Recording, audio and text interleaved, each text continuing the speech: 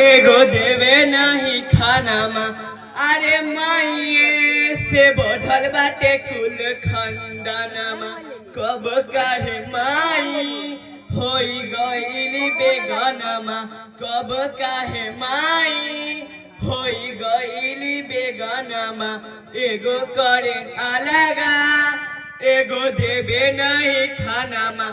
अरे जवाना रे कोखिया से लिहाली जनमा बा। ओही रे कोखिया के भैले दुश्मनमा। ओही रे कोखिया के भैले दुश्मनमा। एगो करे अलगा एगो देवे नहीं खानामा। बेटे खातिर माई कैली पत्थर पूजनमा। ओही रे माई के न मने सनमा। ओही रे माई के न मने सनमा।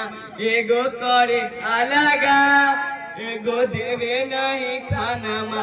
माई के रूपवा होला देव के समानमा। बेटा बुझे घरबा आहे कवन करनमा। एगो करे अलगा एगो देवे नहीं खानामा। देई के जनमबा मई सुन तारी तनमा। पवन कहत में भरे आवेला नयनमा। रोशन कहत में भरे आवेला नयनमा। एगो करे अलगा एगो देवे नहीं खानामा।